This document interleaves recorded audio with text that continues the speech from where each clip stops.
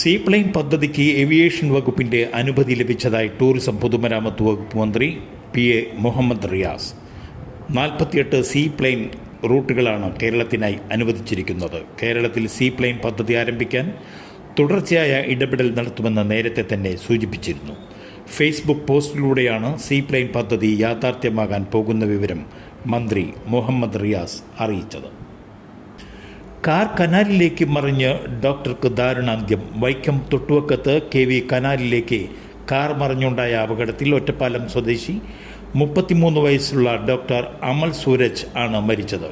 കൊട്ടാരക്കരയിലെ സ്വകാര്യ ആശുപത്രിയിലെ ഡോക്ടറാണ് അമൽ സൂരജ്. വെള്ളിയാഴ്ച പുലർച്ചെ നാട്ടുകാരാണ് കാർ കനാലിൽ മറിഞ്ഞ് കിടക്കുന്നത് കണ്ടത്. തുടർന്ന് അഗ്നിരക്ഷാസേന സ്ഥലത്തെത്തി പരിശോധന നടത്തിയപ്പോഴാണ് മൃതദേഹം കണ്ടെത്തിയത്. മൃതദേഹം പോസ്റ്റ്മോർട്ടത്തിനായി ആശുപത്രിയിലേക്ക് മാറ്റി. പോലീസ് കേസെടുത്ത് അന്വേഷണം ആരംഭിച്ചു. സ്കൂളിലെ നോട്ടീസ് ബോർഡിൽ നിന്ന് പിൻ എടുത്ത് അബദ്ധത്തിൽ വിഴുങ്ങിയ 7ാം ക്ലാസ്സുകാരൻ 10 ദിവസത്തെ ചികിത്സയ്ക്കിടെ മരിച്ചു.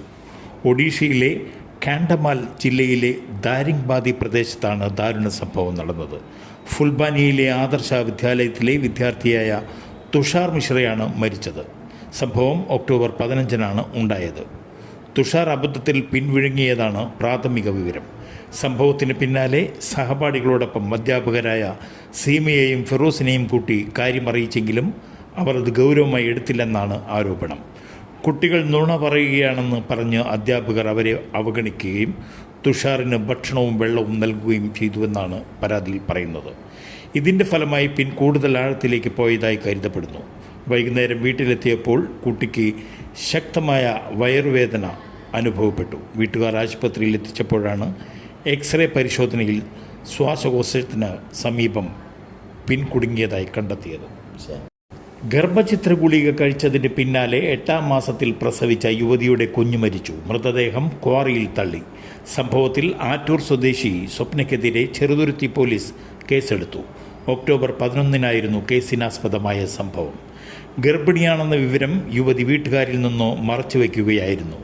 തുടർന്ന് യുവതി 8ാം മാസം ഗർഭചിത്രത്തിനായുള്ള ഗുളിക കഴിച്ചു. 3-ാം ദിവസം യുവതി വീട്ടിൽ വെച്ച് പ്രസവിക്കുകയും ചെയ്തു. തുടർന്ന് 2 ആഴ്ചയ്ക്കകം യുവതി അമിത രക്തസ്രാവത്തെ തുടർന്ന് തൃശൂർ മെഡിക്കൽ കോളേജ് ആശുപത്രിയിൽ ചികിത്സ തേടുകയായിരുന്നു.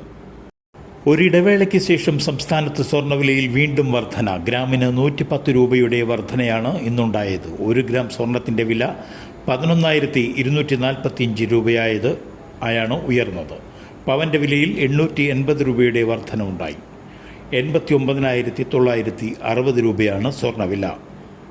18 കാരറ്റ് സ്വർണത്തിൻ്റെ വില ഗ്രാമിന് 9,245 രൂപയാണ് കൂടിയത്.